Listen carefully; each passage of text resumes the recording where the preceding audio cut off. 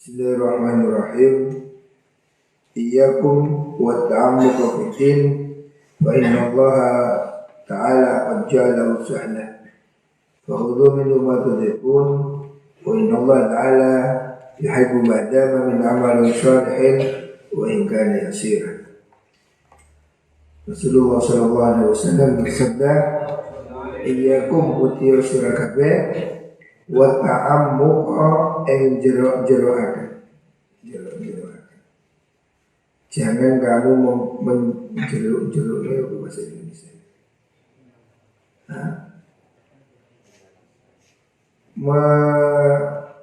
Membuat sesuatu yang terlalu mendetail, jeruk-jeroaken. Jangan terlalu membuat urusan ini sulit gitu. Bahasa Jawa ini jeruk-jeroaken. Fit ini dalam urusan agama. Artinya urusan agama ini tidak usah terlalu dipersulit. Ya sudah, ini apa yang diperintah Nabi ya lakukan, tidak usah dijeruk-jeruk. Fa inna Allah Ta'ala kamusbin Allah Ta'ala ikut kajala teman-teman dadekno sapa Allah dadekaken hu intin sahlan ing gampang. Allah ini sudah menjadikan agama ini mudah. Jangan dijadikan sulit. Apa yang kamu dapatkan ya sudah lakukan. Jangan terlalu dipersulit. Fa'udhu mongko ngalako sira minhu saking din ma ing perkara tutiku dahu kang kuwasa sira kabeh ing ma. Lakukan sesuatu semampunya. Jangan dibuat sulit segalanya. Apa yang bisa kamu lakukan, lakukan. Jangan seperti Bani Israel. Dulu kan Bani Israel itu disuruh oleh Nabi Musa untuk menyembelih antazbahu baqarah. Kamu disuruh untuk mengungkap misteri pembunuhan, itu sembelihlah sapi. Mereka sih nggak jelas.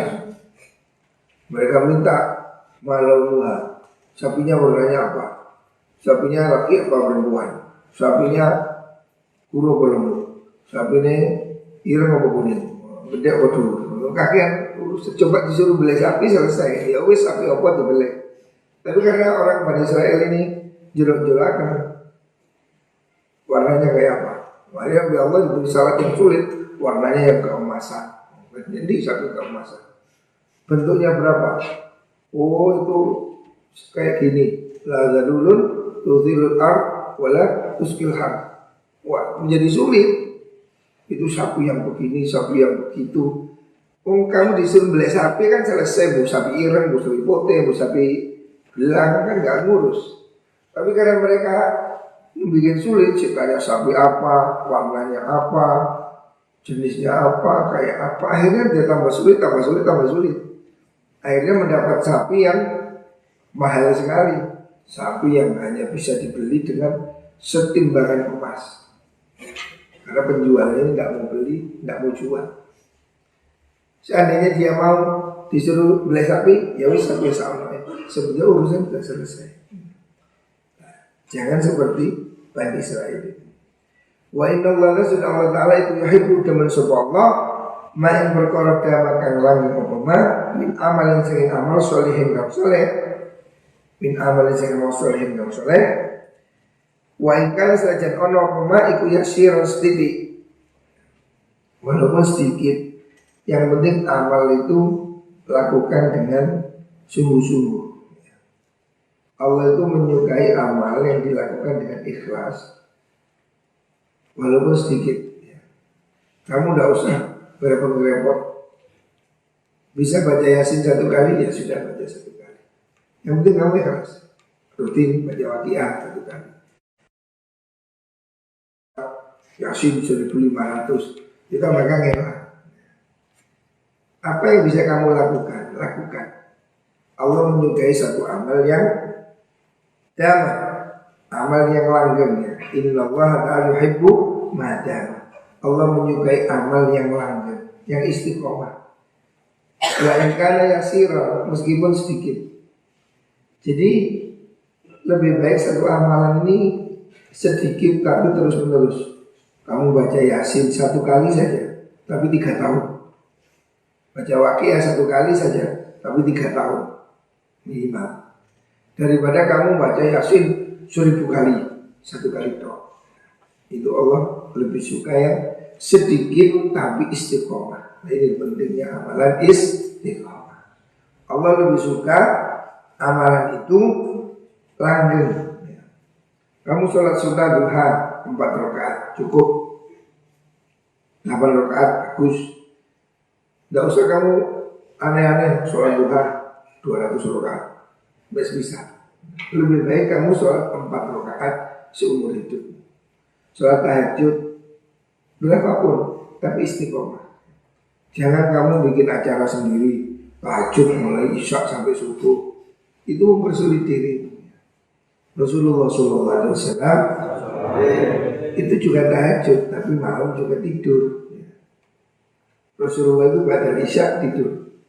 Maka beliau tidak suka, Kanjeng Nabi tidak suka orang ngobrol setelah sholat isya.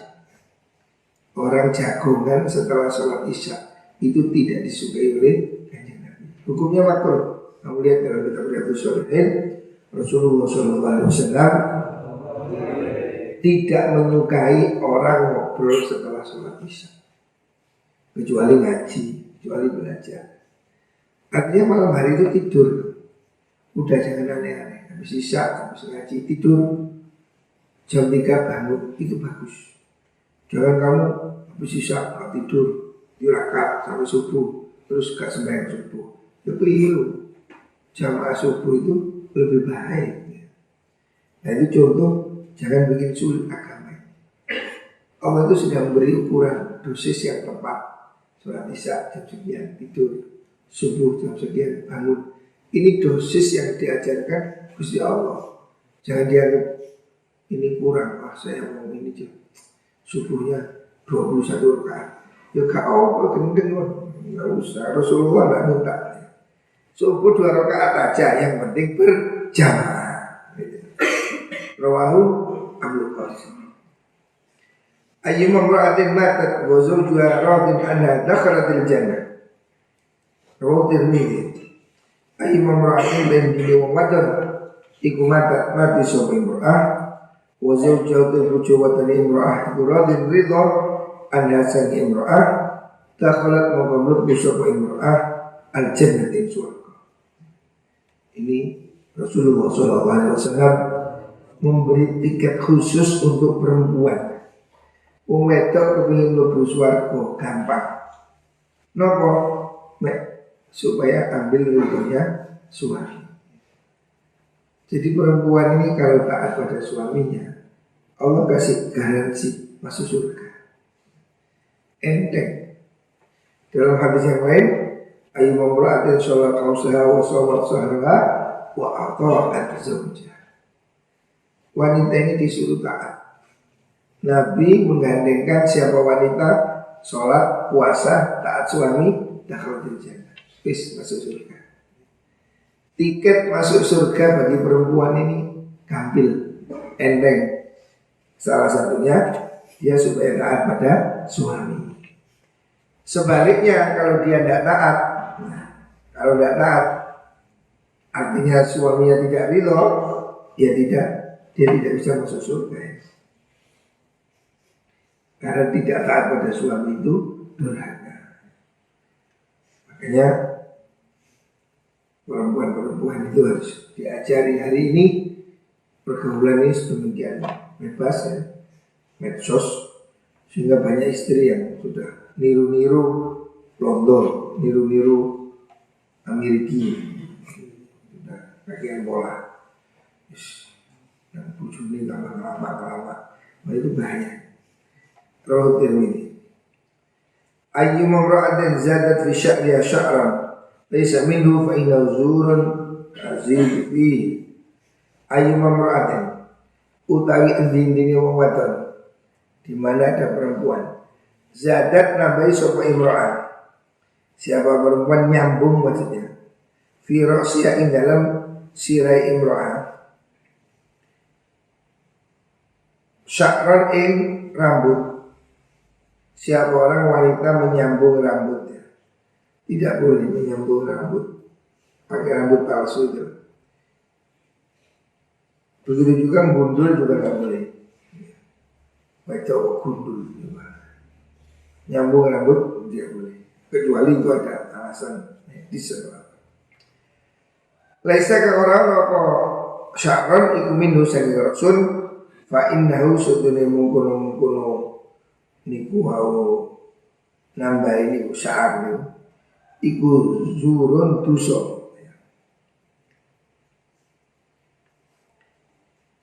Tazidu kang nambahi apa mungkono. Tazidu kang nambahi sapa imra'ah fi dalam mungkono zurun. Tidak boleh bagi perempuan untuk menyambung rambutnya dengan rambut orang lain. Kalau disambung dengan apa namanya, sambung sampai kudung, nggak apa-apa. Sambung dengan kain, ya tidak masalah. Tidak boleh itu disambung dengan rambut palsu. Hari ini kan sudah serba palsu. Momentos saat ini alisnya palsu, irung palsu. Irung bisa dipanjangkan, dagu dilincipkan. Makanya momentos saat ini tambah maju aja. Masalah itu bukan produk asli, produk operasi plastik. Artis mengubah wajahnya habis 3 miliar, cuma ayo boleh kan.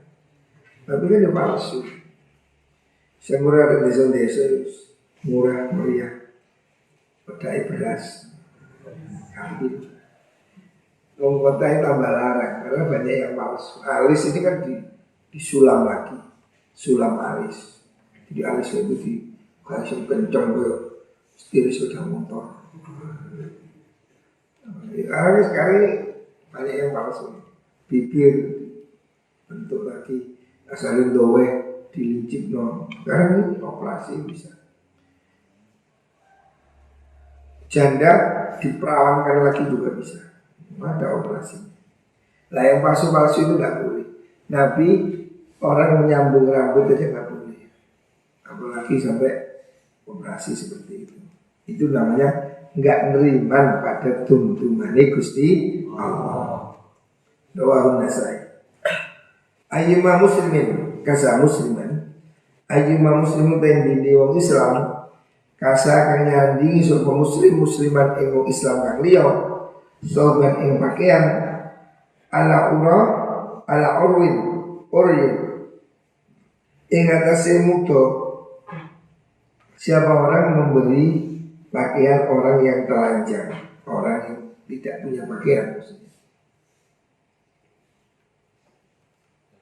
Siapa orang beri pakaian orang-orang miskin, orang-orang tidak punya pakaian seperti pengungsi, gempa dan seterusnya. Kasahu mongko bakal bakal nyandangi itu beri pakaian iman Allah ta'ala maulur Allah min hudril jannati saking kelambi ijune swarga. Di surga itu pakaian itu kan siaban khudrin, pakaian hijau. Pakaian yang mewah di surga itu warnanya hijau. Siapa orang memberi pakaian pada orang yang lain yang tidak punya pakaian, Allah akan beri dia pakaian hijau, pakaian kebanggaan ahli surga. Wa ayyuma muslimin utawi dini wong Islam iku atam aweh mangan sapa musliman ing wong Islam liya ala juin ing atase tingkah luwe. Siapa orang kasih makan orang Islam yang kelaparan, atama mongko bakal paring mangan ing muslim sinten Allah yaumul kiamat dan dina kiamat min thimaril jannati saking buah-buahan surga. Artinya semua kebaikan yang kamu lakukan di dunia ini tidak ada yang sia-sia. Kamu beri dia makan, kamu beri dia pakaian, semuanya dijamin akan diganti Allah di surga. Wa ayyuma muslimin dan dini wong Islam sako iku sako minumi sapa musliman ing wong kang Islam kang liya ala dhamain ing atase tingkah ngelak, siapa orang beri minum orang kehausan sakohu mongko bakal minumi hu ing muslim sinten Allah Gusti Allah taala yaumul qiyamati ing dalam dina kiamat minar rahiki saking arak kok boleh minum arak di surga, arak di dunia tidak boleh, tapi di surga boleh arak yang ada di surga, maksudnya ya minuman terbaik di surga nanti. Al-makhtumi kangden lak kangden dilak itu disegel, jadi minuman yang mahal itu disegel. Di dunia aja ini kamu kalau lihat minuman yang mahal itu di iklan TV, dijual beli online, ada wine itu anggur. Ya, seperti itu. Anggur itu kan minuman mahal. Itu semakin tua usianya semakin mahal. Jadi minuman anggur itu botolnya bagus, terus tutupnya itu disegel supaya bukan minuman murahan ini. Sprite oleh disegel plastik itu disegel kertas bagus sekali dan mahal. Sekarang ini harga wine, harga whisky yang mahal yang usianya sudah 50 tahun. Anggur itu ada usianya. Semakin tua semakin mahal. Nah itu kualitasnya terjaga karena disegel. Itu harganya satu botol 3 juta, 5 juta wine. Mahal. Loh, besok di surga Allah akan beri wine, tapi tidak mabuk. Wine yang di surga yang mahal sekali. Intinya Allah akan membalas semua kebaikan kamu di dunia dengan jenis yang jauh lebih baik. Siapa orang beri makan, Allah beri buah-buah surga. Siapa orang kasih pakaian, Allah akan beri pakaian hijau di surga. Siapa beri minum, Allah beri minuman araknya surga. Intinya semua kebaikan ini akan dibalas dengan kebaikan yang lebih tinggi di surga. Makanya semua orang hendaknya mau berbagi dengan orang lain. Rawahu Muslim an-Nabi Sa'id. Ayyuma imra'atin mata laha thalathatun minal walad kunna laha hijaban minan nar. Ayyuma imra'atin tendine wong wadon iku mati laha kutu imra'ah sapa salah satu wong telu. Siapa orang punya anak 3 maksudnya. Walad disini anak kunna mongko ono sapa mongko salas ono laha maring kono imra'ah iku hijaban dadi tutup minan nari saking neraka. Riwayat Bukhari. Ini sama dengan hadis yang kemarin, bahwasanya anak-anak kita, anak siapapun, orang yang diberi anak oleh Allah, kalau seandainya diambil oleh Allah di waktu kecil, maksudnya belum balik. Orang yang diberi cobaan anaknya meninggal di waktu kecil, 3 orang, 1, 2, 3 mati, maka itu 3 anak itu akan menjadi tameng dia dari neraka. Anak-anak yang mati kecil itu besok akan melindungi bapak ibunya untuk tidak masuk neraka. Bahkan dalam riwayat yang lain, besok mereka ini kan disuruh masuk surga, tak mau, nangis, urek, jerit-jerit, mengarik cilik, minta digendong bapak sama ibunya. Sehingga nanti Allah akan merintahkan bapak ibu itu baik begitu, kau atau mulai kecepit dengan rokok ini kosong dicukupi. Karena anaknya nggak mau masuk surga kalau tidak dengan bapaknya. Jadi anak ini akan bisa jadi penolong. Makanya ini salah satu motivasi pernikahannya. supaya orang itu punya anak. So kalau orang punya anak, itu motivasinya anak itu akan menjadi kebanggaan. Ya. Allah memerintahkan fatu hartakum anasikum, mengikuti perintah Allah menanam, mengikuti perintah Rasulullah karena kahu tanasalu. Allah akan bangga dengan banyaknya umat ini. Dan faedahnya lagi punya anak itu doa dari waladin sholihin yad'ulah. Anak ini harus berfungsi nanti mendoakan orang tuanya. Selanjutnya anak juga bisa menjadi tameng orang tuanya kalau diambil kecil oleh Allah dan dia ridho. Kalau nggak ridho ya lain lagi. Makanya kalau ada orang diberi musibah, anaknya meninggal. Dan ini seperti yang terjadi pada Rasulullah SAW. Kanjeng Nabi kan putranya meninggal semua masih kecil. Qasim, Ibrahim ya, meninggal waktu masih kecil. Dan putra-putra Nabi kan meninggal. Siapa orang punya anak kecil 3 meninggal, itu akan jadi tameng dari surga. Sahabat ada yang tanya, kalau 2 Nabi? Kalau 2 iya, berapa di diskon.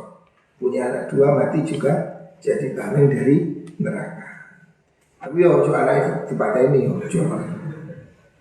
Riwayat Bukhari an Nabi Sa'id. Ayyuma imra'atin kharajat min baytiha bighairi idzni zawjiha kanat fi suhti Allah ta'ala hatta tarji'a ila baytiha wa yarda anha zawjuha. Rawal Khatib.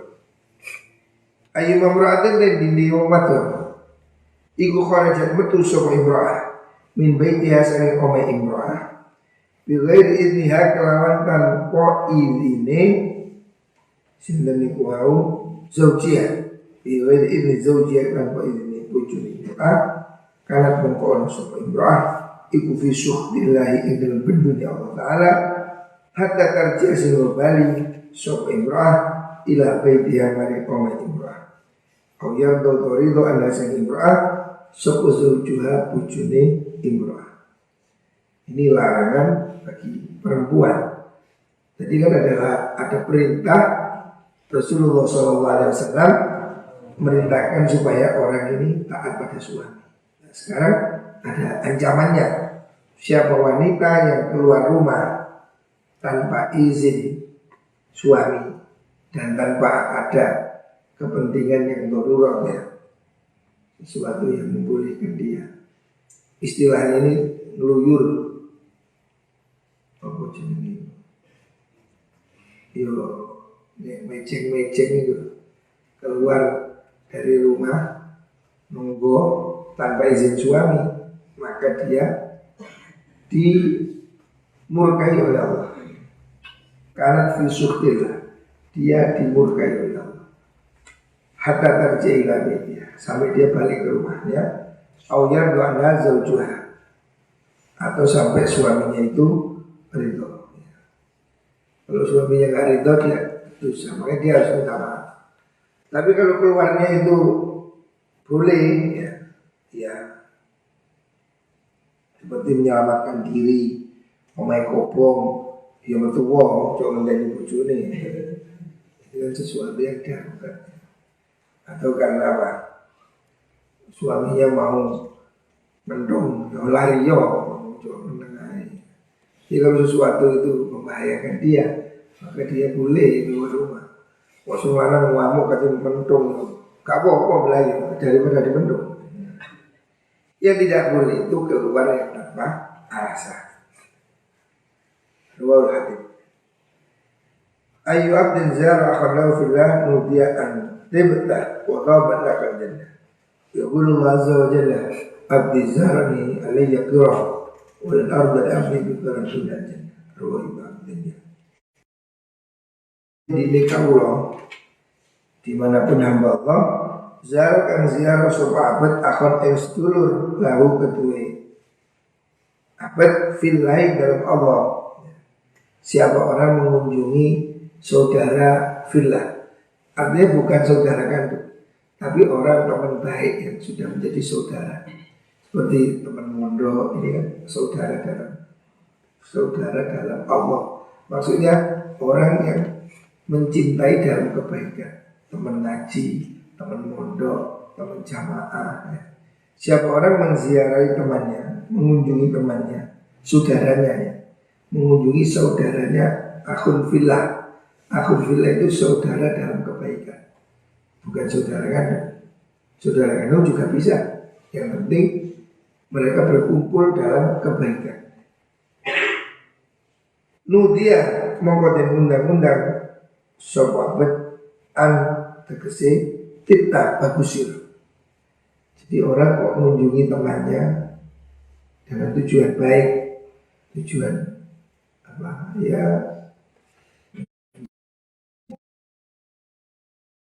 bersilaturahim, itu dipuji oleh malaikat. Tidak bagus sekali. Wa tobat lakal jannah. Wa tobat lan bagus laka kedua sira opo al jannatu suarga. Jadi kalau kamu mengunjungi teman, motivasinya benar, bukan cari utangan, bukan cari apa, memang ingin datang mengunjungi dia untuk saling mencintai karena Allah. Mencintai karena Allah itu persaudaraan yang karena kebaikan, bukan mencintai perempuan. Kita ini kan teman di pondok, teman jamaah ngaji, ini kan saling mencintai karena Allah. Siapa orang saling berkunjung dan Allah akan berkata, wa yaqulu Allah azza wa jalla abdi zar. Abdi tekau ingsun iku zara ziarah sebab ni ingsun. Alayya pirahu, alayya iku tetep ing atase ingsun pirahu te sukuan ya. Walan ardol orang itu ingsun abdi maring kawula ingsun pikiran kelawan sukuan tuna jannati kang saliyane swarga. Jadi orang yang mengunjungi temannya, saudara seagama, saudara seiman, dengan motivasi baik, lillahi ta'ala, maka dia itu seakan-akan mengunjungi Gusti Allah. Dan Allah mengatakan dia harus saya beri suguhan. Suguhan apa? Surga. Jadi pahalanya besar maksudnya. Diberi suguhan surga artinya diberi pahala yang sangat besar. Makanya supaya enteng kita ini saling berkunjung. Saling berkunjung pada teman-teman. Tapi jangan modus berkunjung boleh utangan. Mereka kata teko, itu namanya modus. Berkunjunglah karena memang kamu saling mencintai karena Allah. Kangen kunjung pondok, ketemu dikunjungi di mana. Saling berkunjung itu bagus. Menunjukkan rasa saling mencintai karena Allah. Bukan karena apa-apa, caranya dikunjungi suki-suki, jadi disambuni, itu ngemis. Berkunjung karena Allah itu tidak tendensius, ya suki, ya melarat, ya cilik, ya gede, tanpa pamrih. Memang kita ingin mengunjungi, nyambangi, saling menyenangkan, itu bagus. Jangan yang dikunjungi yang pejabat, wape, itu koncoku, wong dari pejabat, itu dulurku. Utong boku, masih waktu dia bertong. Sak kecamatan, gue bertong boku, Pak Jokowi tong boku. Tapi si melarat masih sambil ngomong kan. Bener itu, sopi, bukan. Belum. Tapi lah wong soki, Pak Bupati, tong boku. Dulurku, konjoku. Pokoknya aku. Jangan karena tendensi itu tidak ikhlas.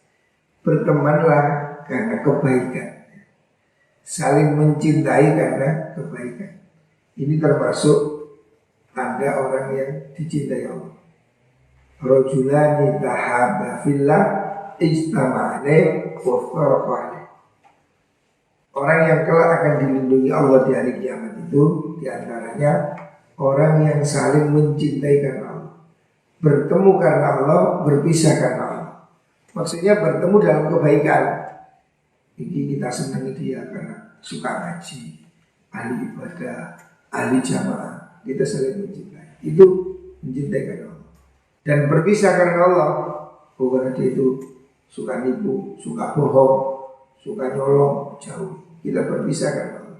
Artinya berteman itu karena Allah, berkumpul karena Allah, karena kebaikan. Dan berpisah karena Allah. Kenapa? Kejelekannya. Yang kita benci bukan orangnya, kejelekannya. Makanya jangan berteman dengan pemalas, penipu, pembohong, pengecut. Itu kita harus dijauhi. Itu kita berpisah karena Allah.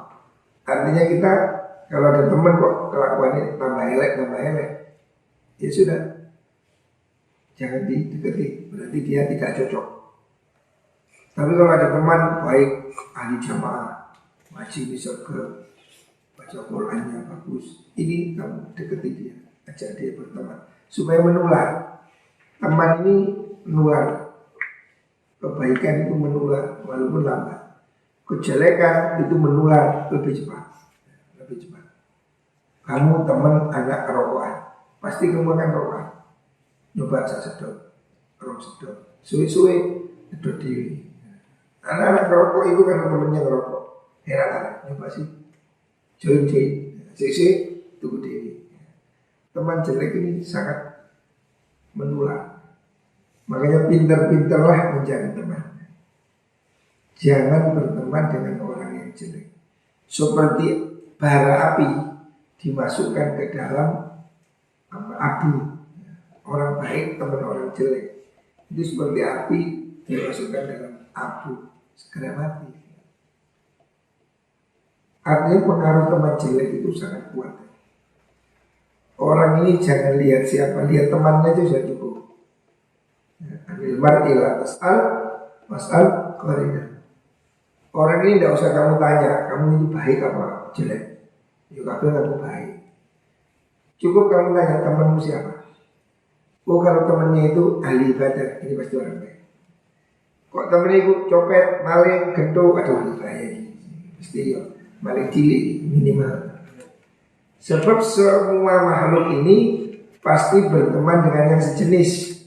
Kucing ya konjone kucing. Masalah kucing konjone tikus. Ya Tom and Jerry kucing. Burung dara berteman dengan burung dara. Burung kutilang teman burung kutilang. Ular berteman dengan ular. Secara naluri makhluk ini berteman dengan yang sejenis. Makanya kalau kamu mau berteman, lihat dulu dia temannya siapa. Kok ibu konco narek pang-pang, waduh iya setengah pang. Konco narek ngombe-ngombe, didik-didik ya, keduman. Temanlah dengan orang baik. Lihat temannya siapa. Kalau dia temannya orang baik, insya Allah orang baik. Jadi ini pentingnya memilih teman yang baik. Nah, mengunjungi teman yang baik karena Allah itu sama dengan mengunjungi Gusti Allah. Artinya pahalanya sangat besar. Ya. Kalau kita saling mencintai karena Allah.